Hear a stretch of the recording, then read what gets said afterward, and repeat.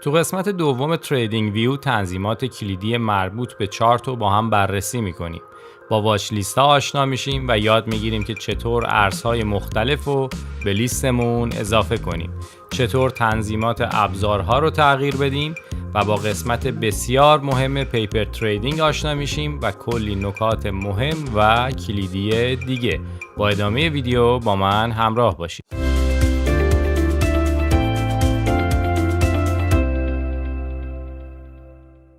سلام، علی هستم. امیدوارم هر کجا که هستید خوب و خوش و سلامت باشید و پر از انرژی مثبت. امروز می‌خوایم بریم سراغ قسمت دوم آشنایی با سایت تریدینگ ویو. اگه قسمت اول رو ندیدید براتون این بالا لینکش رو میذارم، حتما برید قسمت اول رو ببینید که اومدیم با هم دیگه حالا اون محیط ابتدایی سایت، اون هوم پیج خود تریدینگ ویو رو جدا از این چارت توضیحاتی دربارش دادیم و اومدیم از این گوشه تنظیمات بررسی کردیم، این لاین رو اومدیم تا رسیدیم به چارت پراپرتیز. امروز دیگه میخوایم از اینجا به بعد و با هم مرور بکنیم. قسمت‌های مهمی امروز هست. امروز خیلی بیشتر وقت بذارید، خیلی با حوصله ببینید. یه قسمت‌های مهمی هستش که خیلی توی اون به اصطلاح ورک فلو، اون محیط کاریمون کمک میکنه تو تریدینگ ویو. می‌خوایم با هم بررسیش بکنیم. و نکته دوم که گفتم همین اول بگم، شاید حالا خیلی‌ها تا انتهای ویدیو رو نگاه نکنن، می‌خواستم بذارم آخر ویدیو بگم، اینه که یه سری از بچه‌ها سوال کردن درباره حالا همون اکانت رایگان و اکانت پولی و یه سری حالا مقایسه و اینا متوجه نشده بودن. من اول میام کل حالا میگم این تریدینگ ویو رو، محیطش رو با هم بررسی میکنیم. اگه حالا وقت بودش که انتهای ویدیو میام بهتون حالا یه سری راهکارا میگم که بعد چیکار بکنید، حالا تفاوت‌ها به چه صورته، یه سری مسائل با هم دیگه توی اون قسمت اکانت فری و پولی با هم دیگه پس بررسیش میکنیم انتهای ویدیو. بریم سراغ ادامه این مسیر. خب رسیدیم به این چارت پراپرتیز، من روش میزنم. خب ببینید بچه‌ها، اینجا میتونیم یه سری تنظیمات مربوط حالا به این چارتمون، چه از لحاظ ظاهری هم از یه سری حالا امکاناتی که در اختیارمون قرار میده رو تغییر بدیم. اینجا خودتون میتونید راحت بیاید و قسمت‌های مختلف رو تجربه بکنید، توشون تغییر بدید، ببینید که چه اتفاقی میفته و حالا به صورت حالا آزمون و خطا برید جلو. چون اگه اینجا بخوایم وقت بذاریم دونه دونه همه رو توضیح بدیم، اینجا خودش باید یه ساعت بذاریم که بگیم این اینجوریه، اون اونجوریه، این رنگش اینجوریه. دیگه خودتون راحت میتونید بیاین تیکا رو بزنید، بردارید، تغییرات رو انجام بدید، ببینید که چه اتفاقی میفته. حالا یه دوره کلی با هم دیگه میکنیم. اگه سوالی هم بود تو قسمت کامنت ها بپرسید یا حالا توی اینستاگرام بهم دایرکت بدید، جوابش رو بهتون میدم.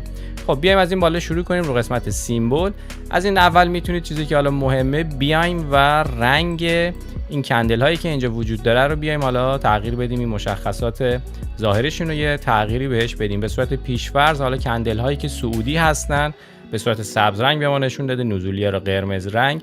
این بادیشون رو میتونیم بیایم حالا تغییر بدیم، بگیم آقا مثلا ما میخوایم سعودی ها رو برای مثال نمیدونم مثلا سفید ببینیم و حالا اونایی که نزولیان رو بیایم مثلا زرد ببینیم. اوکی، اینجا میتونید بیاید تغییر بدید. تو قسمت دوم دیگه یه بوردر، یه کادری دور اینها هستش، میتونید بیاید رنگ اونا رو تغییر بدید یا اگه اصلا نخواستید وردارید بذارید. این قسمت ویک میتونید بیاید این رنگ ویک یا شادوها که بعداً توضیح میدیم، این خطایی که اگه ببینید پایین این کندل ها هست اینا حالا بعداً توضیح میدیم که اینا چیه، میتونید رنگ اینا رو بیاید تغییر بدید. تو این قسمت لاست پرایس من اینو برگردونم به حالت حالا مثلا دیفالت خودش. خب تو قسمت لاست پرایس همونطور که میبینید یک لاینی، یک خطی اینجا به ما داره رو نمودار همیشه هست نشون داده میشه که همون آخرین قیمت بازار هستش دیگه. الان مثلا بیت کوین 48000 تا هست، اینجا داره به ما نشون میده.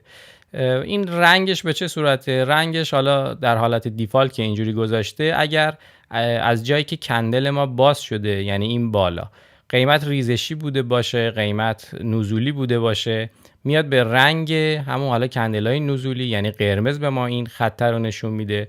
حالا برعکس اگه مثلا اینجا که باز شده قیمت رفته بود بالا، قیمت سعودی بود، میاد به رنگ کندلای سعودی نشون میده. حالا اگه خواستیدم میتونید اصلا برید یه رنگ دیگه براش انتخاب بکنید، بگید آقا مثلا کلا میخوام اینو اصلا نمیدونم مثلا سفید ببینم. اوکی، میخوام اینو سفید ببینم و به این صورت. بقیه قسمت هم حالا میتونید برید ببینید، یعنی خودتون تجربه بکنید دیگه. میگم دونه دونه توضیح نمیدیم، اینا قسمت‌های مهمشه دیگه، خودش واسمون تیک زده و انجام داده. این پایین قسمت مهمی که هستش این تایم زونتون رو میتونید بیاد حالا تایم پلتفرم تریدینگ ویو رو توی چارت تغییر بدید.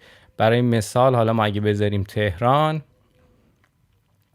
که خب بود اصلا رو تهران ها، حالا رو تهران بود، اگه من بیام روی تایم فریم 4 ساعتم، بله اگه این پایین رو نگاه بکنید ببینید هر کدوم اینا چون رو 4 ساعتیم گفتیم که یک تایم فریم 4 ساعت رو این کندلا داره نشون میده. این پایین که من تغییر بدم اون تایم هم داره 4 ساعت تغییر پیدا میکنه. حالا اگه یه شهر دیگه هستید، یه کشور دیگه هستید، میتونید بیاید اینجا آپشن هایی که هست رو بررسی بکنید. حالا لندن هستید بذارید رو لندن و تغییرش بدید. این هم قسمت مهم این پایین بودش. خب بریم گزینه بعدی. از این قسمت میتونید بیاید و حالا یه سری اطلاعات و اینفورمیشنی که این بالا واسه ما گذاشته یا حالا روی اندیکاتورها هست رو تغییر بدیم. خب الان ما اینجا داریم میبینید بیت کوین تتر در بایننس و در تایم فریم 4 ساعته برامون نوشته. اگه بیاید مثلا این تیکو بزنید اون اصلا کلا اطلاعاتش رو برمی‌داره، میتونید مختصر ترش بکنید. خدمت شما عرض شود که دیگه حالا این اوپن مارکتی که توی کریپتو ما 24 ساعته باز هستیم، ما انگار بازار مثلا مال منه. در هر صورت خب ما اینجا داریم فعالیت میکنیم، 24 ساعته باز هستش بازار. حالا بیشتر به درد بچهای فارکس یا حالا توی سهام کار میکنن به درد میخوره. چیزی که مهمه این OHLC هستش، Open High Low Close که این بالا هم واسمون گذاشته. ببینید من رو هر کندلی که برم میبینید رو این کندلا که میرید قرار میگیرید یا اصلا حالا این خط هر جام که بره رو این کندلا اون بالا اطلاعات تغییر میکنه. او دیگه حالا اون شروع اوپن هستش، یعنی رو جلوی او میگه که آقا این کندل در چه قیمتی باز شده. این کندل در قیمت 55180 مثلا میگه باز شده. اون H بالاترین قیمتی که رفته چقدر بوده بهتون توضیح میده. L پایین ترین قیمتی که داشته و C هم کلوز قیمتی که این کندل یعنی این بالا روی اون قیمت بسته شده. جلوش هم اگه ببینید یه درصد هست، وقتی میرید رو کندل‌های مختلف هم خب فرق میکنه. اون درصده میگه تو این کندلی که اینجا بوده مثلا نزدیک 4.5% قیمت رشد داشته. اون سمت چپش هم اگه ببینید نوشته 2527 حالا دلار یا تتر خدمت شما عرض شود که رشد داشته. اینا اطلاعاتی که هست میده. از اینجا اگه خواستید حالا میتونید خاموشش بکنید، روشنش بکنید و کارهای دیگه‌شو انجام بدید. از این قسمت هم میتونید حالا اطلاعات مربوط به خدمت شما عرض شود که اندیکاتورها رو تغییر بدید. حالا جلوش مثلا می‌نویسه RSI بذارید بهتون نشون بدم. من امروز دیگه خیلی دارم سرعتی تر صحبت میکنم برخلاف ویدیوهای قبلی، میگم چون مطلب خیلی زیاده. حالا اینا میگم چون چیز خاصی نیستش خدمت شما عرض شود که داریم سریعتر میگیم که بتونیم مطالب بیشتری رو تو ویدیو بگیم. خب این پایینم گفتم میتونید اگه ببینید حالا ما اینجا RSI رو باز کردیم، میتونیم حالا یه سری میگم تغییراتی که حالا واسه تنظیمات حالا اندیکاتورهای مختلف هستش خدمت شما عرض شود و اینجا حالا خاموش روشن بکنیم که حالا اون حالت ظاهریشون رو تغییر بدیم. بریم رو گزینه بعدی. تو این قسمت هم میتونید تنظیمات مربوط حالا به محورهایی که اینجا داریم رو تغییر بدید. خدمت شما عرض شود برای مثال حالا میتونیم همین ببینید این لاست پرایس رو مثلا بردارید بذارید خدمت شما عرض شود و بقیه موارد حالا خودتون بیاید میگم تجربی بررسی بکنید. چیز سختی نیست، چیز خاصی نیست. دیگه خیلی وقت ویدیو گرفته میشه. این قسمت اوورلپینگی حالا اگه نبود بذارید حتما باشه. این برای چیه؟ فرض کنید که حالا بعداً جلوتر که ما میایم حالا یاد میگیریم تو تحلیل تکنیکال میخوایم یه سری کارا انجام بدیم، فرض کنید که ما اومدیم اینجا مثلا یه خط کشیدیم. اوکی، اگه ببینید اینجا میاد به من نشون میده دیگه این خط منو که اینجا کشیدم میگه این خطه رو چه قیمتی قرار داره. این اوورلپ باعث میشه اگه شما حالا اینجا خطای زیادی دارید حالا ابزار دیگه ای دارید، این قیمتایی که این بغل روی این محور داره بهتون نشون میده با هم همپوشانی نداشته باشه. ببین اگه وقتی من اینو میدم بالا این چی میشه؟ این میپره بالای این قیمته. یعنی من میتونم به طور مجزا همیشه ببینم این آبیه اینجا قیمتش چقدره، ولی اگه حالا اینو خاموشش بکنم همونطور که میبینی الان بیام رو آخرین قیمت بازار، ببین اینا روی هم همپوشانی دارن و یکم قراقاتی میشود. بقیه قسمتاش هم که چیز خاصی نیستش. میتونید حالا دیت فرمتتون که این پایین بهتون توضیح میده رو بیاید تغییر بدید و حالا خودتون ببینید که به چه صورت هستش. بریم تو قسمت اپریانس. اینجا میتونیم حالا بیایم یه سری میگم دوباره تنظیمات ظاهری رو انجام بدیم. حالا قسمت خوب و به درد بخورش اینه که میتونید بیاید این بک‌گراند این رنگی که اینجا دارید و حالا تغییر بدید به صورت حالا گریدینت باشه یا به صورت حالا میتونید تک رنگ بذارید. مثلا فرض کنید که بگیم آقا اینجا کلا حالا خودش روی این هستش بای دیفالتش، مثلا خیلی مشکی مثلا من ببینم، یا حالا نمیدونم سبز دوست دارم ببینم، هر چی که خواستید میتونید تعیین بکنید. این خطای حالا افقی و عمودی که اینجا هستش رو میتونید رنگاشو تغییر بدید و بقیه قسمت ها. یه واترمارک هم اینجا هستش، میگم حالا من دیگه اون خیلی مهماشو دارم تون میگم. یه واترمارک هم اینجا هستش، اگه بزنید خب مثلا ببینید اینجا واسهتون میاد این پشت مثلا میندازه که حالا چی هستش، دارید بیت کوین یو اس دی تی 4 ساعته مثلا بررسی میکنید و اینم به این صورت. این قسمت تریدینگ رو باش کاری نداریم، این مربوط میشه به حالا یه سری از تنظیماتی که واسه یه خرید و فروش مستقیم از تو خود تریدینگ ویو میتونیم انجام بدیم. یه سری بروکرها هستن که حالا همکاری دارن با تریدینگ ویو، میتونید شما حسابی که تو اون بروکرها دارید و جلوتر بهشون میرسیم. خدمت شما عرض شود که بزنیم مثلا اینجا تریدینگ پنل که این پایین روش بزنید، یه سری حالا این بروکرها هستن، اگه اینجا حسابی داشته باشید توی اینها میتونید بیاید اینو کانکت بکنید با تریدینگ ویو و یه سری ابزاری حالا به ما در اختیار ما قرار میده که میتونیم دیگه خرید و فروشمون رو از همینجا روی چارت انجام بدیم. این بیشتر تنظیمات مربوط میشه به اون قسمت، کاری باش نداریم. یه حالا شو بای سل اینجا اگه ببینید هستش، این بالا رو ببینید، من اینو کوچیکش بکنم، این بالا رو میبینید، این قرمز و آبیه. حالا اینا میتونید اصلا وردارید که چون میگم به درد کار ما زیاد نمیخوره. اینجا اگه بخواید سریع خرید و فروش انجام بدید، حسابتون وصل باشه به اون بروکرها، میتونید از این قسمت انجام بدید. حالا اینو میتونیم برداریم و حالا بقیه قسمت ها رو خودتون باز میتونید بیاید ببینید و کاستومایز بکنید. تو قسمت ایونت هم که خب بیشتر واسه حالا بچه‌ای که بازار فارکس و سهامو دارن کار میکنن شاید به درد بخوره. الان بهتون نشون بدم که به چه صورت هستش. بریم اینجا مثلا من بزنم ارز یورو یو اس دی. خب یورو یو اس دی همونطور که میبینید این پایین چیزایی ببینید اضافه شدش که این حالا یه خبرهایی هستش که حالا مربوط میشه حالا مثلا به یورو، به ارز یورو ممکنه روش تاثیرگذار باشه. اینجا میاد به ما نشون میده اینایی که حالا مثلا پرچم آمریکاست مربوط میشه حالا به دلار و اگه روش بزنید مثلا میگه حالا توی این تاریخ و توی چه ساعتایی چه خبرهایی هستش واسه اون ارز.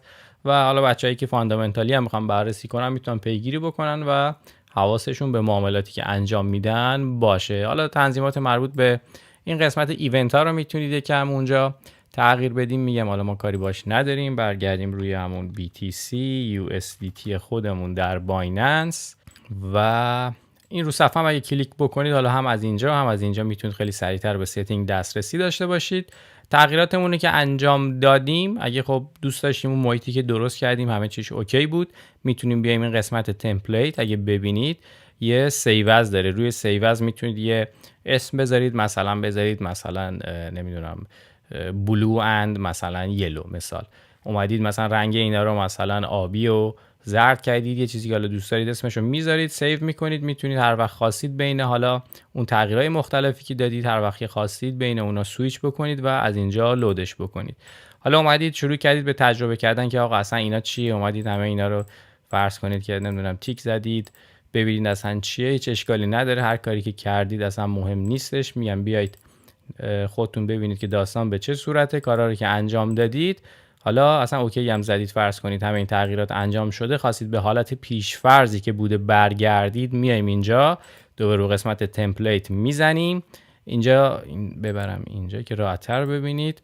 روی این قسمتی که میبینید این اولی هست اپلای دیفالتس، روی این بزنید به اون حالت پیشفرض برگردون به اون حالت پیشفرضی که خدمت شما عرض شود داشتیم باهاش کار میکردیم. روی اوکی میزنیم و برگشتیم به اون حالت اولیه. خب پس این شد از قسمت خدمت شما عرض شود که حالا چارت ستینگزمون. بریم قسمت بعدی. خب این قسمت هم که نوشته دیگه فول اسکرین میکنه، اگه من روش بزنم به صورت فول اسکرین در میاد کلا صفحه. کلید اسکیپ رو که بزنید دوباره میتونید برگردید به اون حالت قبلی. توی قسمت بعدی که عکس این دوربین است اگه بزنید، حالا شما اومدید فرض کنید یک تحلیلی کردید، یک کاری انجام دادید، میخواید از اون حالا صفحتون یه عکسی بگیرید، روی این دوربینه که بزنید از اینجا میتونید حالا بیاید به صورت سیو ایمیج بیاید سیوش بکنید. خب همونطور که میبینید اومد این صفحه منو سیو کرد. حالا میتونین عکسو سیو کنید داشته باشید واسه خودتون، حالا واسه کسی بفرستید، یا خدمت شما عرض شود که میتونید بیاد اینجا حالا توییتش بکنید، این لینک اون ایمیج حالا به صورت حالا اینجوری URL واسه کسی بفرستید و کارایی به این صورت. تو قسمت پابلیش خب همون اول اگه یادتون باشه وقتی سایت رو بررسی میکردیم یه قسمت آیدیاز داشت که گفتیم که اونجا میتونید برید و ایده های مختلف رو ببینید. حالا با توجه به کاتگوری هایی که هستش شما هم خودتون میتونید بیاید تحلیل بکنید بذارید بقیه افراد استفاده بکنن. واسه همین گفتم که حواستون باشه که اونجا ایده ها رو که میبینید ببینید اصلا مال کیه و داستان به چه صورته.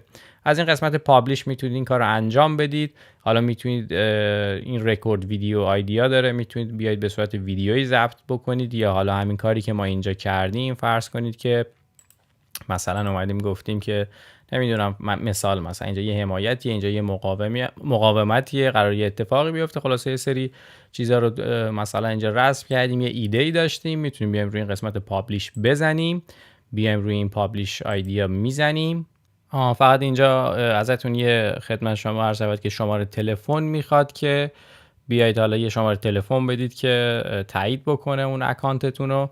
من با خودم شماره ایران گرفتم، کد هیچ مشکلی نداره. اینجا خب بعد بزنید شمارتون رو، بعد خدمت شما عرض شود که تایید میکنه. حالا اینجا من انجام میدم، شماره‌مو میزنم که تایید بکنه و ببینیم که به چه صورت. خب من اونجا که شماره‌مو زدم، چون حالا قبلا اون میگم حسابو با هم دیگه باز کردیم که واسه بچه‌ای که تازه باز میکنن دیگه همه چی رو شبیه سازی بکنیم و یکسان باشه، شماره‌مو که اونجا زدم چون قبلا حالا با یه اکانت دیگه اونو تایید کرده بودم، اونجا گفت خب این شماره هستش. حالا اومدم تو یکی اکانتم، در هر صورت منظور اینه که مشکلی نداره، من با شماره ایران فعال کردم.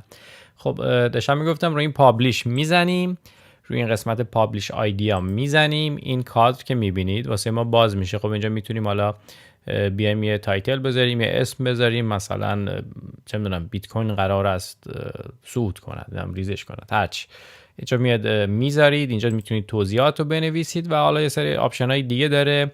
میتونید خدمت شما عرض شود بیاید حالا اینجا لینک بذارید، به ایده های دیگه‌تون لینک بکنید، بعد بیاید ببینید که اصلا این تحلیل اینجا مشخص میکنید که این چیزی که دارید پست میکنید تحلیل آموزشه. خدمت شما عرض شود که مثلا اینجا دیگه نوشته دیگه مثلا حالا پوزیشن لانگ روش میخواید بگیری، مثلا حالا ایده واسه پوزیشن لانگ، نمیدونم شورت چیه و به کدوم قسمت. همونجا که اگه یادتون باشه تو آیدیا یه قسمت کاتگوری بهتون نشون دادم، اینجا میبره توی اونا لیست میکنه که به کدوم قسمت میتونید تگ بزنید، چیزایی که مربوط میشه به ایدهتون. خلاص همه کاراشو که کردید خدمت شما عرض شود این قسمت یه پرایوت داره، اگه پرایوت رو بزنید بعد پابلیشش بکنید میتونید که به قول شما یعنی پرایوت دیگه خودتون فقط ببینید، یا اگه لینکش رو واسه کسی بفرستید ببینه، نمیره حالا تو خود تریدینگ ویو قرار بگیره و همه بتونن ازش استفاده بکنن. حالا بعضی وقتا ما یه کار میکنید واسه اینکه حالا اون ایده هاتون رو پیش خودتون نگه دارید میتونید بیاد این کارو بکنید، ولی خب اگه اینو ور دارید پابلیک بکنید همه میتونن ازش استفاده بکنن. اینم از این قسمت. قسمت ویدیوش هم که خب اگه بزنید دیگه حالا توضیح داده دیگه، میتونید بیاد یه ویدیو همونجور که دیدیم ضبط کنید و انجام بدید. من حالا برمیگردم دوباره رو همون اکانت تستی که با هم درست کرده بودیم، روی اون میرم جلو که ببینید به چه صورته، چون حالا این اکانت پولی هستش، حالا سری آپشن های دیگه داره، میخوایم با هم دیگه یه اکانت صفر و فری رو تست بکنیم. من سویچ میکنم رو اون اکانتم. خب اینم تا اینجا، ادامه کارو بریم جلو. من فقط یه چیزی رو اینجا بگم، الان از اول ویدیو میخوام بگم یادم میره. بچه‌ها این موضوع که بیارید روی حالا این محوری که اینجا هستش بیارید و نگه دارید و پایین و بالا بکشید، همونطور که میبینید این زوم میکنه، زوم میکنه، زوم اوت میکنه. حالا با این اسکرول موستون هم میتونید توی این محور حالا افقی حرکت بکنید.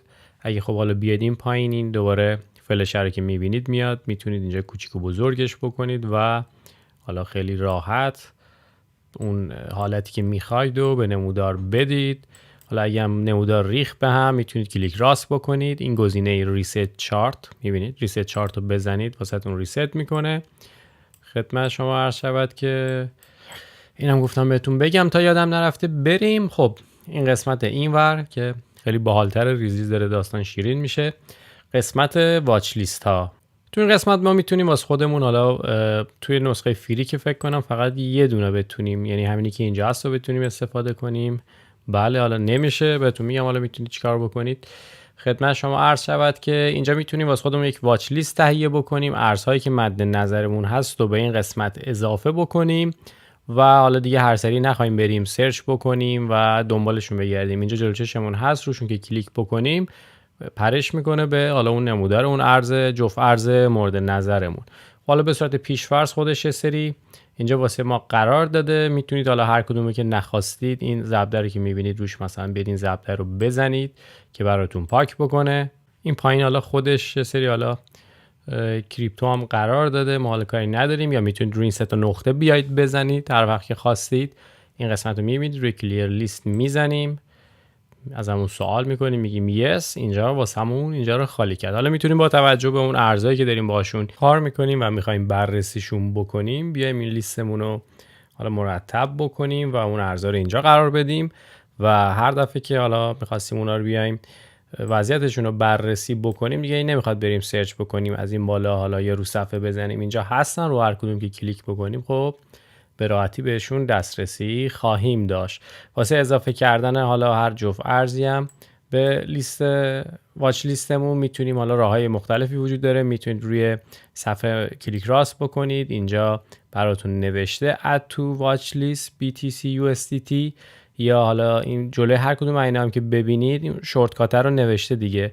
مثلا واسه ریست کردن چارت آلت و آ رو که بزنید اینجا حالا مثلا آلت و W هست، حالا میتونید روی همین بزنید یا فرض کنید که من الان بیام اگه Alt و کلید W رو بزنم همونطور که میبینید خودش به این قسمت اضافه شدش. یا از این بالا این به علاوه رو میتونید بزنید، بیاید روش بزنید و حالا اون ارز مد نظرتون، برای مثال حالا میخوایم بگیم ETH اتریوم مثلا USDT، میایم اتریوم به USDT رو اینجا انتخاب میکنیم و این به علاوه که اینجا وجود داره رو بزنید. خب همونطور که میبینید این هم اومد اضافه شد به واچ لیست من. خب من یکی دو تا دیگه ارز دیگه هم برای مثال اد بکنیم. ارز مورد علاقه خودم این از این فرض کنید که اینجا مثلا حالا بیایم BNB رم بگیم، اینم ادش بکنم BNB USDT، اینم میایم ادش میکنیم. بعد دیگه خدمت شما هر شود لینک USDT مثلا حالا بیایم چند تا ارز داشته باشیم که یه سری چیزای دیگر رو با هم بررسی کنیم. خب میتونید ترتیب قرارگیری اینا رو هم تغییر بدید. حالا اینجا مثلا ما بیت کوین رو آوردیم گذاشتیم، میتونید بیت کوین رو بگیرید بیارید این پایین قرار بدید، جاشون رو عوض بکنید. هر کدوم هم که خب حالا نخواستیم گفتیم میتونیم بزنیم بره. این بالا هم که آخرین قیمت رو نشون داده، خدمت شما تغییراتش رو نشون داده حالا به صورت درصد و خدمت شما عرض شود حالا اون بحث قیمتیش. این بالا روی این سه تا نقطه هم اگه کلیک بکنیم حالا یه سری آپشن ها هستش که میگم حالا توی نسخه فری نمیتونیم از یه سریاش استفاده بکنیم. مثلا حالا کپی نمیتونیم اینجا فکر کنم بگیریم، بله چون واچ لیست جدید نمیشه انجام درست کردش. خب میتونید حالا اینجا بیاید رینیم بکنید اگه خواستید حالا اسمی که مد نظرتون هست رو بذارید. مثلا حالا من میذارم مثال حالا علی، هرچی که خواستید میتونید اینجا واچ لیستتون رو اسمش رو تغییر بدید. میتونید این لیستتون رو اکسپورت بگیرید، حالا بعداً توی یه حساب دیگه‌تون بخواید باز بکنید یا واسه کسی بفرستید. این لیستی که اینجا دارید از این قسمت که بزنید اکسپورت گرفته میشه.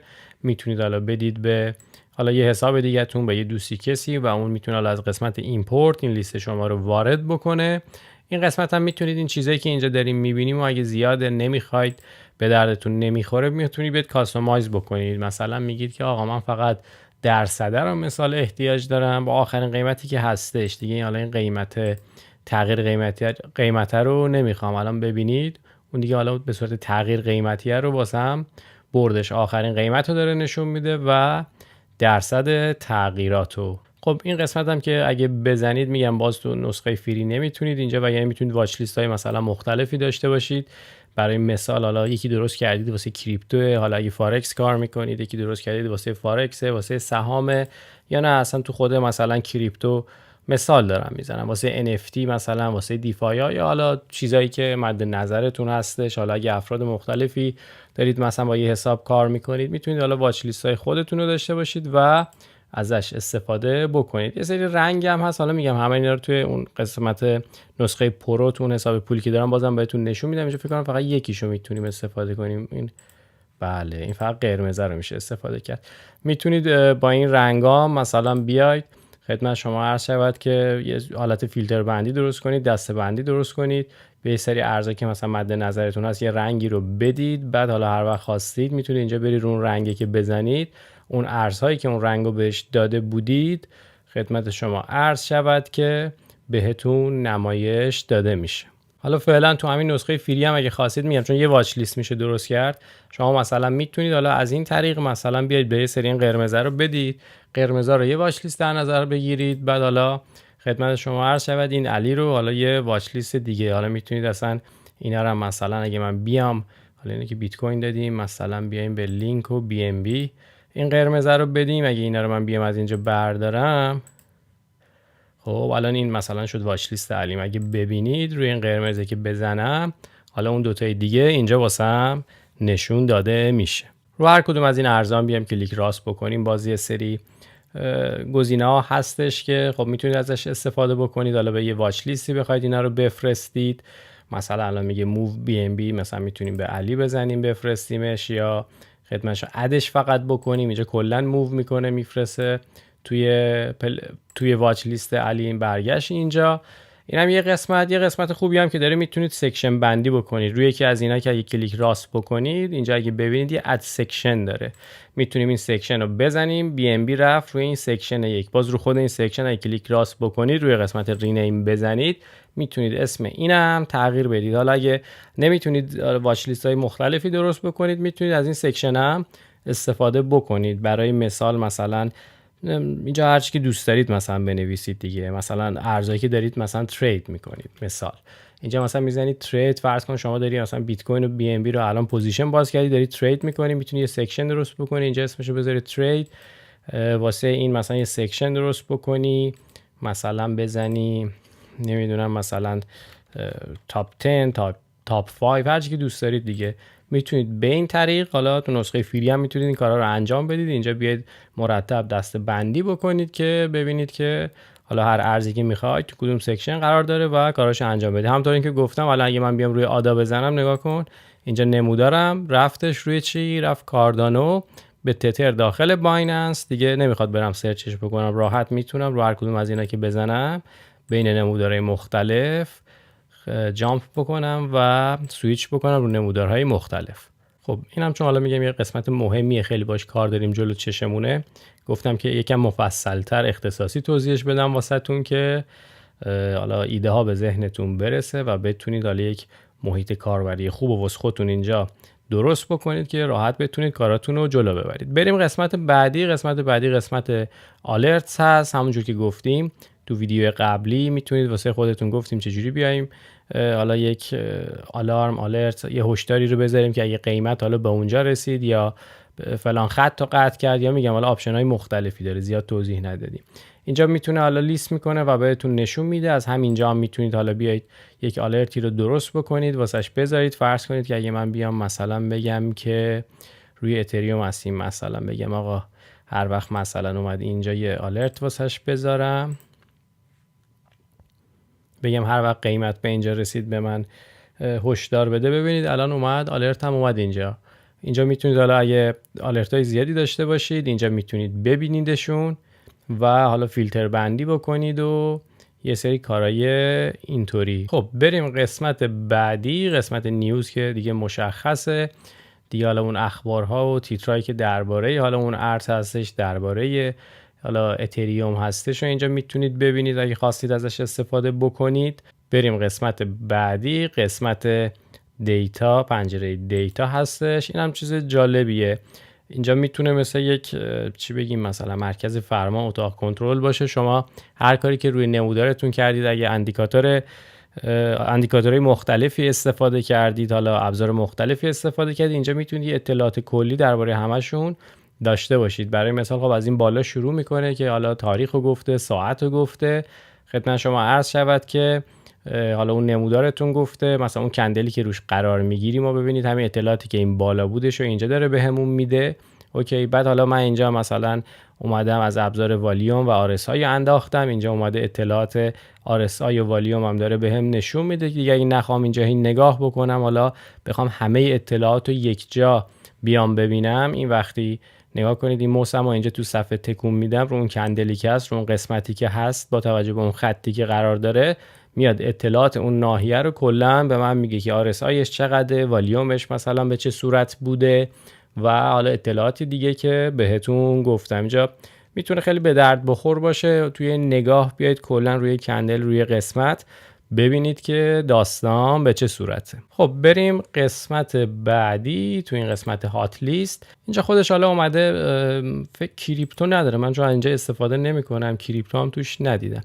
در صورت اومده حالا با توجه به اکسچنج های مختلف، مارکت های مختلف و یه سری حالا فیلتر بندی ها رو کرده. حالا مثلا اونایی که به اصطلاح رشد خوبی داشتن، اونایی که حالا ریزش زیادی داشتن، اینجا اومده فیلتر بندی کرده، میتونید ببینید و حالا میگم زیاد به کار ما نمیادش و حالا بچه دیگه که حالا تو اون زمینه ها دارن کار میکنن، تو زمینه حالا سهام و اینا میتونن ازش استفاده بکنن. قسمت بعدی که بریم خب قسمت تقویم هستش که گفتیم اخبار رو که بهتون نشون دادم، حالا مثلا روی خدمت شما حساب یورو USD به چه صورت هست. این قسمت هم مربوط میشه به همون بحث تقویم، اومده دیگه حالا اتفاقای پیش رو جلوی ما قرار داده. اینجا یه سری فیلتر بندی داره که میگم حالا با ما تو کریپتو زیاد باش کاری نداریم، اینجا میتونید از این فیلترهایی که هست حالا استفاده بکنید. خدمت شما عرض شود که بیاید ببینید که نزدیکترین خبرات چیه به این ساعت و تایمی که الان هستیم، اونا رو نگاه بکنید و حالا داستانایی که مربوط میشه به اخبار که گفتیم. تو قسمت مای آیدیاز اگه خودتون حالا اومده باشید یه ایده ای رو پابلیش کرده باشید که توضیحش رو دادیم، اینجا واسهتون لیست میشه دیگه. فرض کنید شما تو مثلا یک سال گذشته اومدید 100 تا ایده رو اومدید پابلیش کردید، اینجا میتونید حالا ایده های قدیمی رو بهش دسترسی داشته باشید و ببینید که در گذشته چه تحلیلی داشتید، چه اتفاقی افتاده و به چه صورت بوده. تو قسمت پابلیک چت میتونید حالا بیاید یه سری اینجا حالا به اصطلاح بگیم چی، مثلا حالا این گروه های مختلفی که هستش، حالا درباره کریپتوکارنسی، فارکس، حالا اینجا نوشته دیگه. اینجا حالا ملت دارن این سری تریدرها صحبت میکنن، شما میتونید حالا حرفی بزنید، چیزی بگید، نمیدونم خدمت شما هر شود حالا یه نموداری چیزی باهاشون بخواید به اشتراک بذارید و کارهای از این قبیل میشه کردش. تو این قسمت پرایوت چت میتونید حالا با یک شخص دیگه که آیدیشو اگه دارید توی تریدینگ ویو صحبت بکنید، چت بکنید، ارتباط برقرار بکنید. تو این قسمت میتونید حالا اگه کسی رو فالو کرده باشید، اینجا حالا اگه ایده‌ای بده، حالا چیزی داشته باشه، اینجا بهتون نمایش داده میشه. چون گفتم میتونید حالا آیدی‌های مختلف، افراد مختلف رو بیاید و خدمت شما عرض شود که فالو داشته باشید توی تریدینگ ویو. تو قسمت بعدی استریمز خب دیگه مشخصه دیگه، حالا میتونید حالا از این خدمت شما عرض استریم حالا نوشته آفلاین 3 ساعت پیش بوده روش بزنید و اگه خواستید استفاده بکنید. برای مثال اگه من روش بزنم خب میره حالا یه آدمی اومده درباره حالا BTC ETH و این صحبت ها کرده و میتونید ببینید و اگه خواستید ازش استفاده بکنید. قسمت بعدی خب اینجا هم که قسمت نوتیفیکیشن ها هستش دیگه، حالا همه نوتیفیکیشن هایی که گرفتید اینجا میتونه حالا به صورت یک پارچه بهتون نشون بده. توی این قسمت اوردر پنل میتونید حالا به اون همون اوردر پنلتون دسترسی داشته باشید. حالا ما به بروکر خاصی کانکت نیستیم. حالا یه قسمت پیپر تریدینگ داره که جلوتر بهتون میگم، به اون وصل میشیم. میتونید اصلا به صورت حالا آزمایشی توی یه سری از صرافی‌ها حتی مثلا کریپتو رو، ارزایی که توی کریپتو هستن رو بیاید ترید بکنید. واسه یه تمرین و یادگیری بسیار خوبه. حالا جلوتر بهتون میگم به چه صورته. خدمت شما عرض شود که با این قسمت DOM Depth of Market و اگه روش بزنم حالا تو نسخه فری اون اطلاعات کامل نشون نمیده، حالا فعلا باش کاری نداریم. خدمت شما عرض شود این قسمت مهمیه Object Tree. اگه روش بزنیم فرض کنید که من حالا بیام روی نمودارم یه سری شکل‌ها رو مثلا برای خودم رسم بکنم. فرض کنید حالا یه کارایی کردیم، نمیدونم مثلا اومدیم حالا یه سری از ابزارها استفاده کردیم و یه سری حالا خطوط رو مثلا ترسیم کردیم. اوکی، مثلا فتوشاپ میمونه. بچه که حالا با فتوشاپ کار کردن دیدید لایه داره. الان کارهایی که ما اینجا کردیم و اگه حالا مثلا این ببندیمش، خب به این صورت اگه بیایم روی این قسمت آبجکت تری بزنیم، میاد این لایه ها رو به ما مثلا نشون میده. میتونیم هر کدومو که خواستیم مثلا از اینجا ببندیم یا به اصطلاح هایدش کنیم نبینیم. حالا مثلا این والیومی که اینجا هست من میتونم الان از اینجا هایدش بکنم، میخوام نبینم دوباره بیارمش. یا مثلا این الیوتی که اینجا انداختیم و مثلا میتونم هایدش کنم یا پاکش کنم، ببندم. یا این لاین پوزیشن هم به همین صورت میتونم قفلش بکنم که اصلا مثال اینجا قفلش میکنم دیگه. این الان روش برم این حالا بر حسب اتفاق جاش مثلا تکون نخوره، میتونم بازش بکنم، بعدم بیام جاشو عوض بکنم و بقیه قسمت ها هم به همین صورت. این براشی که اینجا بوده اصلا اینو مثلا میخوام پاکش بکنم، میزنم میره. این هوریزونتال لاینی که اینجا بوده میتونید وردارید بذارید پاکش بکنید. RSI هم که اینجا میبینید مثلا میتونیم آقا از اینجا ببندیمش نبینیمش. خلاصه اینجا میاد به صورت لایه‌ای کارهایی که روی چارتتون کردی رو بهتون نشون میده و میگم یه چیزی مثلا فکر کنید شبیه فتوشاپ، مثلا میتونید لایه‌های مختلف و حالا مثلا یکم بیاید بهشون دسترسی داشته باشید و این قسمت یه کنترل روشون داشته باشید. میتونید بیاید حالا اصلا یه پوشه درست بکنید، حالا گروه بندی بکنید، بیاید یه سری حالا موارد خاص رو مثلا داخل اون پوشه قرار بدید، کلا حالا اون پوشه رو قفل کنید یا کل اون پوشه رو نبینید و حالا کارایی از این قبیل که حالا خودتون سر فرصت میتونید بشینید و خیلی راحت بررسیش بکنید. خب حالا اینا که باز کردیم مثلا من ببندم، کاری باشون نداریم. خب این قسمت هم که کامل توضیح دادیم، این پایین رو میذاریم آخر ویدیو توضیح میدم. بریم این قسمت هم که خب قسمت حالا گفتیم نوار ابزارمونه دیگه. حالا ابزارهایی که میخوایم ازش استفاده بکنیم تو این ویدیو که حالا باشون کاری نداریم که حالا بریم دونه دونه اصلا بخوایم ببینیم اینا چیه، حالا تا یه آموزشای تحلیل تکنیکال یا شاید یه ویدیو جدا بیایم یکم این ابزارها رو بررسی بکنیم. ولی خب در کل حالا خودتون میتونید برید حالا اینجا مثلا خطایی که میتونیم بکشیم مثل ترن لاین ها، هوریزونتال لاین، چنل ها و حالا مدل های مختلف هست، خودتون میتونید برید باش آشنا بشید. میگم چون اینا دیگه بخوایم توضیح بدیم چند روز بعد بشینیم اینجا صحبت بکنیم. ولی حالا نکاتی که مربوط بشه به این ویدیو رو درباره این قسمت بهتون توضیح میدم. شما هر کدوم از این ابزارها که استفاده میکنید فرض کنید که اومدیم مثلا یه خطی کشیدیم، مثال میزنم. هر کدوم از این ابزارها رو که مثلا استفاده میکنید میتونید حالا باز یه سری تنظیمات تو خود این خطا و ابزارها هست که میتونید اونها رو تغییر بدید.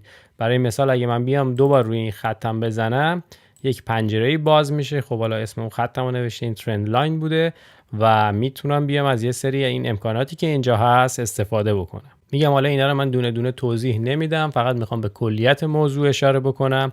مثلا میتونید حالا بیاید حالا از سمت راست ببینید خط اضافه شد، بیاید اضافهش بکنید، از سمت چپش اضافهش بکنید.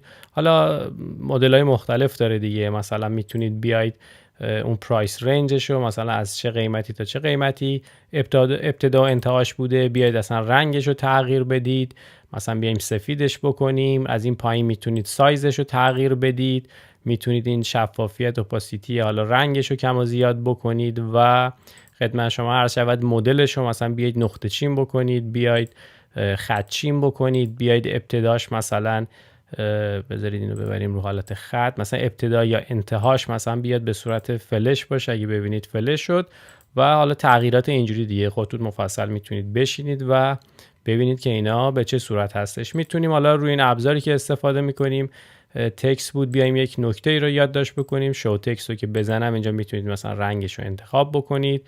برای مثال مثلا میزنیم که علی، حالا هرچی میزنیم علی، هر چیزی میخوایم حالا اینجا مثلا مینویسیم. همونطور که میبینید ببین اینجا داره روی این خطه اون اطلاعاتی که دارم مینویسم وارد میشه. میتونید واسه خودتون حالا یه نوشته بذارید که اصلا این چیه، میخواد چیکار بکنه دیگه. حالا کاری که خودتون میدونید دیگه. اینجا هم مثلا میتونید بگید آقا روی خط باشه، بیاد وسطش قرار بگیره، پایینش قرار بگیره.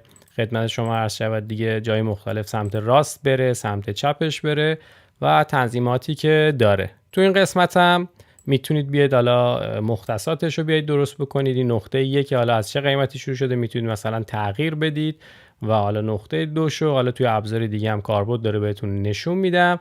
قسمت ویزیبیلیتی میتونید بگید که آقا این خطی که مثلا الان من کشیدم توی چه مثلا تایم فریم هایی بیاد نشون داده باشه که دیگه اینجا الان کل این تایم فریم ها هستش. فرض کنید که من بیام مثلا این دیز رو خاموش بکنم. خیلی سریع توضیح میدم که وقت ویدیو رو هم زیاد نگیریم. این دیز رو من خاموش کردم. این یعنی چی؟ یعنی این خط من اگه من سویچ کنم روی یک تایم فریمی که به دی ها مربوطه، یعنی 1 روزه، 6 روزه، حالا هرچی به دیز مربوطه، دیگه این خط رو به من نشون نمیده. حالا با هم دیگه میریم، من روی تایم فریم دی میزنم. خب اگه دیدید الان مربوط به 1 روزه دیگه، ببینید دیگه اون خط رو الان به من نشون نمیده، چون بهش گفتم که آقا توی تایم فریم هایی که به روزها مربوطه دیگه اون رو به من نشون نده. ولی اگه حالا مثلا بریم توی هفته، ببینید خط اینجا هستش. حالا اگه برگردم توی همون 4 ساعته ریست میکنیم، تو همون 4 ساعته برگردم خط رو دارم میبینم، روش دوباره کلیک میکنم.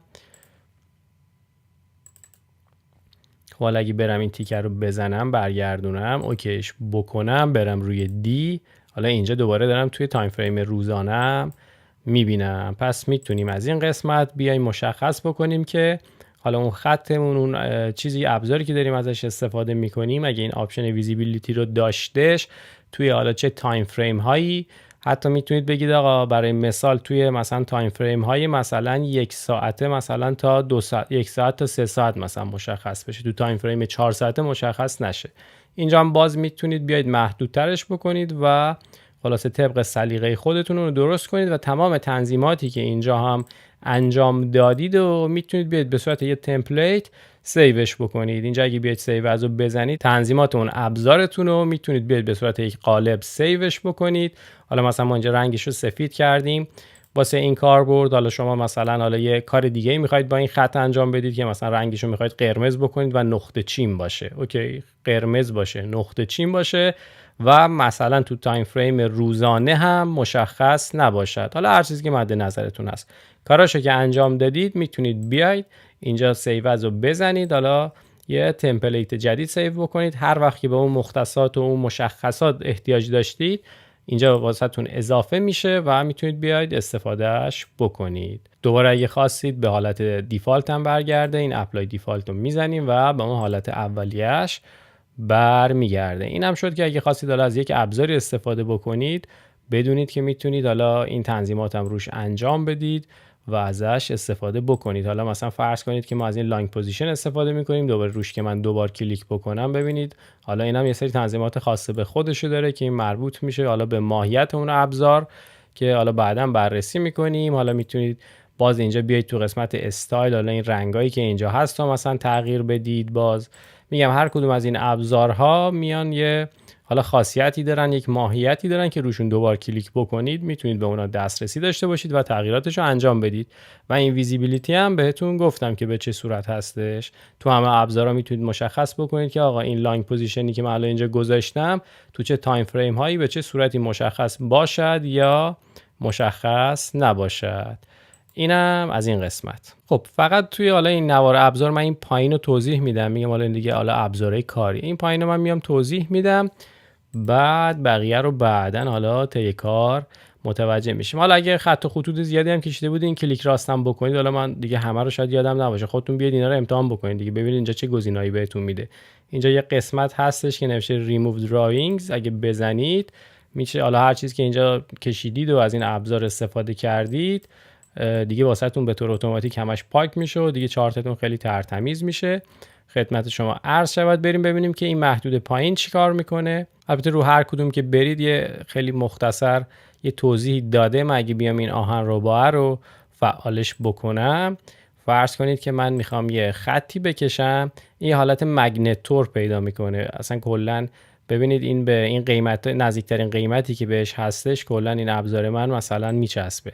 این خطه نگاه کن، من این پایین کشیدم ولی اومد چسبید به این انتهای این شادویی که روی این کندل بود. وقتی میارمش این بالا، نگاه نزدیک به این قیمتا که میشه میاد این انتهاش، ببین میاد میچسبه به این پایین یکی شادو. الان ببرمش اینجا میچسبه به این سبزه، به این قیمتی که هستش. اولین قیمتی که نزدیکش میشه حالت آهن ربایی، اینو میچسبونه به اون قیمت.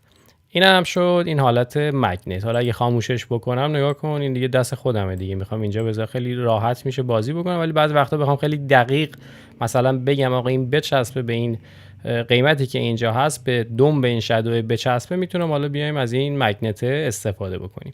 این ابزاری که اینجا هست میاد لاک میکنه روی یکی حالا از این ابزاری که دارید استفاده میکنید. فرض کنید که برای مثال من دارم حالا از همین حالا مثلا ترند لاین استفاده میکنم. الان اومدم یه ترند لاین کشیدم. اگه دوباره بخوام اینو بکشم بعد برم روی این ابزار بزنم، بیام دوباره این کارو بعد بیام اینجوری تکرار بکنم. ولی اگه بیام اینو بزنم لاک بکنم از هر ابزاری که استفاده میکنم، فرض کنید که الان این ترند لاین روشنه، من اولو که زدم انتها رو زدم، دفعه دیگه که دوباره بیام رو صفحه کلیک بکنم هی مرتب خودش رو قفل کرده و واسه من حالا اون ابزار رو میاره که من ازش استفاده بکنم. و همونطور که میبینید الان اینجا هم آبی شده دیگه، یعنی میگه هر بار که تو رو صفحه کلیک بکنی داری از این ابزار استفاده میکنی. حالا اگه بیام خاموشش بکنم، یه دفعه که بیام بکشم دیگه، دفعه دوم ببین میزنم نمیادش. حالا اینم میتونید روی یکی از ابزاراتون قفل بکنید و استفاده بکنید. خب گزینه بعدی این، اگه قفل رو لاک بزنیم میاد کلا تمام حالا چیزای از ابزارهایی که استفاده کردیم اینا همه لاک میشن. یعنی الان میخوام این خط رو تکون بدم نمیتونم، ببین نمودارم تکون میخوره، این خط تکون نمیخوره. حالا ما تو این آبجکت تری می اومدیم دونه دونه میتونستیم قفل بکنیم، اینجا که بزنی دیگه همش قفل میشه. حالا اگه اینو دوباره باز بکنم میتونم بیام حالا ابزاری که هستش، حالا استفاده‌ای که اینجا کردم و بیام تغییر بدم، ولی اگه بزنیمش دوباره اینا قفل میشه و حالا بر حسب تصادف اینا امکان نداره حالا اون حالا کاری که کردیم بخواد به هم بریزه یا داستان دیگه ای. خب این قسمت هم که خب مشخصه، اگه بیاید حالا چند تا گزینه هم اینجا داره. کلا اینجا مثلا میتونید بیاید حالا این خدمت شما عرض شود که کاری که اینجا کردید و بیاید مثلا هایدش بکنید، میتونید بیاید اندیکاتورها رو هایدش بکنید یا کلا همه رو با هم هایدش بکنید. اگه من اینو بزنم خب نگاه کن والیوم و خدمت شما عرض شود که RSI هم اومد هاید شد، دوباره روش بزنم برمیگرده.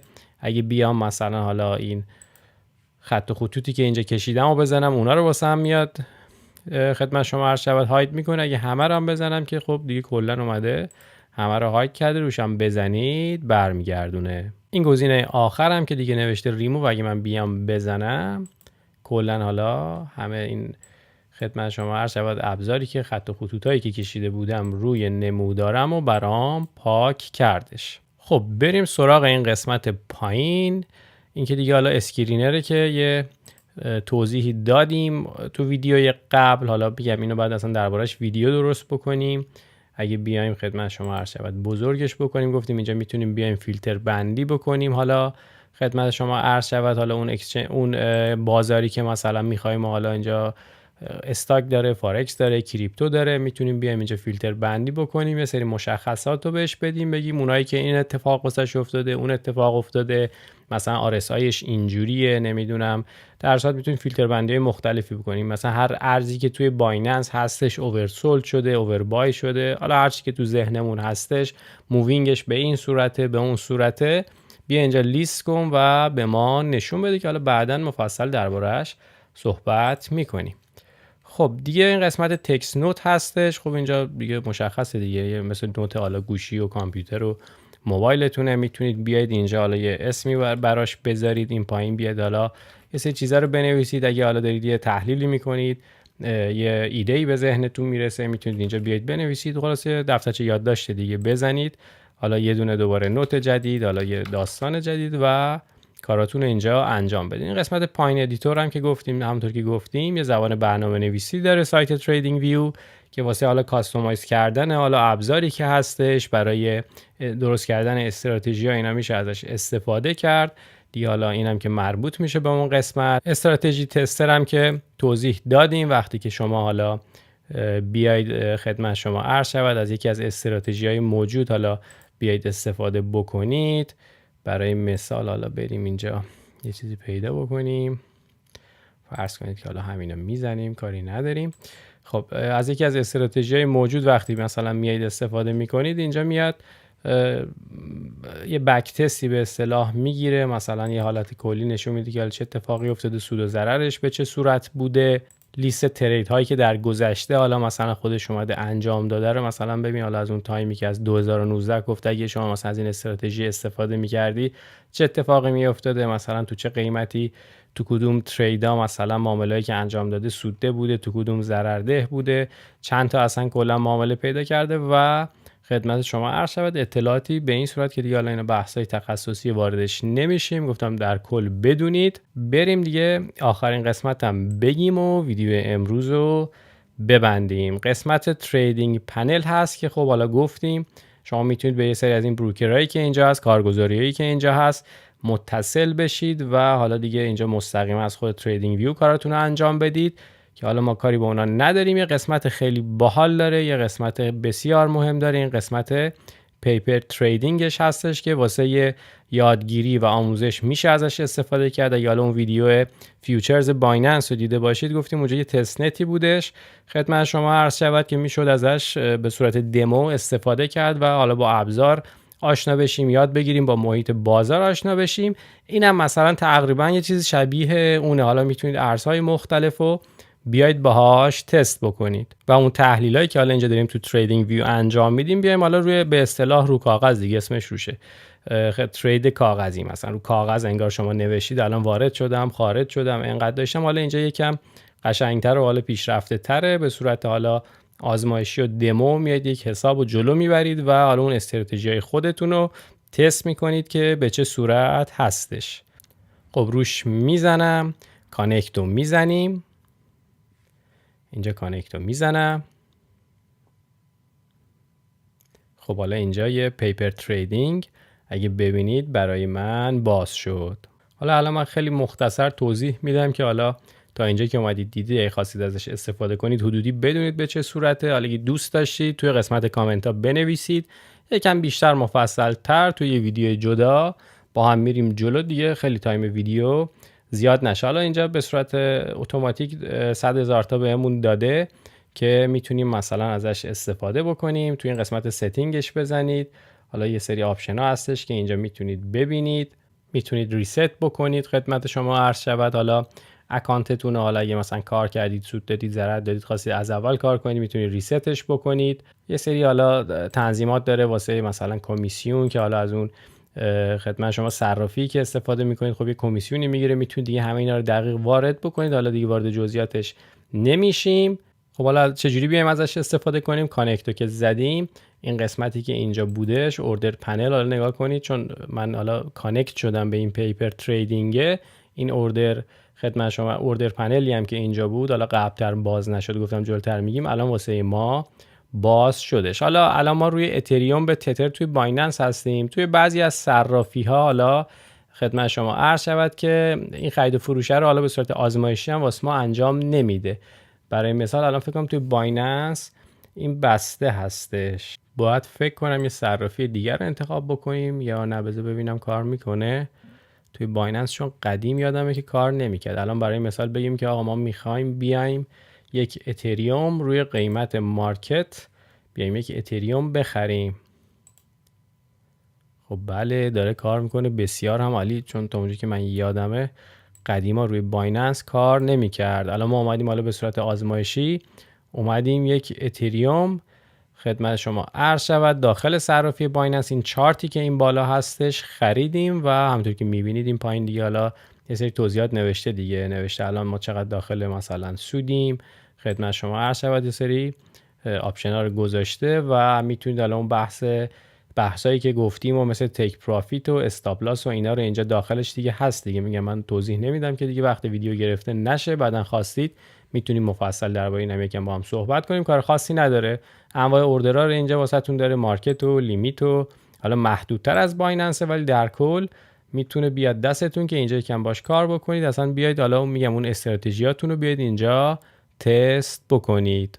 خب بریم ببینیم که مثلا حالا اینجا میتونیم بیایم بیت کوین هم داخل بایننس. بله اینجا میشه بیت کوین هم مثلا اصلا بیایم یه پوزیشن شورت بگیریم میشه. بله داخل بایننس هم میشه این کار کرد. الان ما روی مثلا بیت کوین تو این قیمتی که بودش اومدیم یک پوزیشن شورت گرفتیم و به این صورت میتونیم بیایم بررسی بکنیم که ببینیم حالا اون تحلیلی که داریم انجام میدیم به جای اینکه بریم توی بازار واقعی، بریم توی خود بایننس بریم یه کاری رو انجام بدیم، میتونیم اینجا بیایم و ببینیم که به چه صورته. بسیار هم عالی. دیگه فکر نکنم چیز خاصی واسه خود سایت مونده باشه. در کل یه دور ساعت گرد زدیم، از این بالا شروع کردیم دیگه، رفتیم اومدیم از این پایین و دیگه هرچی که بود بهتون گفتم دیگه. این قسمت هم دیگه موس رفت روش، دیدم گفتم اینم بگم. اینم خدمت شما چیز خاصی نیست دیگه، اینم که دیگه در صورت قیمت رو زده و میاد. حالا این میگه که توی خدمت شما هر شب توی امروز قیمت پایین ترین و بالاترینش رو میگه. در حال حاضر کجای این رنج قیمت امروز توی 52 هفته گذشته اینجا پایینش داره بهتون نشون میده قرار داره. یه قسمتی هم این پایین هستش که میگم اینو زیاد نگاه بکنید ولی نرید روی اینا یه وقت خدای نکرده ترید بکنید یا کار بکنید. کلا میاد در کل یه سری ابزارهای تکنیکال رو میاد میانگین حالا سیگنالایی که مثلا میدن اومده بررسی کرده واسه اون ارز. الان حالا روی بیت کوین هستیم، اومده بررسی کرده و داره میگه که آقا تو این شرایط حالا با توجه به این ابزارهای مثلا تکنیکال، مثلا نمیدونم RSI، MACD فلان، مووینگ اوریج فلان، حالا هر چیزی، شرایط این ارز به چه صورته. مثلا الان بیشتر امکان داره که مثلا افراد تریدرها روی حالت مثلا فروش هستن، روی حالت رنج طبیعی یا بیشتر امکانه این که بره بالا هستش. میگم این چیز خاصی نیست، کلا حالا یه دید کوچیکی بهتون میده. اصلا به این کار نداشته باشید این انجام مثلا روی سل هست الان بدوید برید نمیدونم بیت کوین بفروشید، نه اصلا داستان اینجوری نیستش. حالا اگه روی مورم بزنید اینجا اومده همونطور که میبینید اینجا تایم فریمش رو مشخص میکنید، مثلا میگیم توی یک روزه یا مثلا توی 4 ساعته به چه وضعیه. الان روی 4 ساعته همونطور که میبینید مثلا داره میگه آقا وضعیت مووینگ اوریج ها استرانگ سل، همونجور که اینجا میبینید این پایین هم بهتون نشون داده مثلا مووینگ اوریج های مختلف وضعیتشون همه مثلا روی فروشه، فشار روی فروشه. بعد اسیلاتورهای مختلف مثلا به چه صورته، حالا نمیدونم مکدی، استوکاستیک خدمت شما عرض شود و بقیه قسمت ها.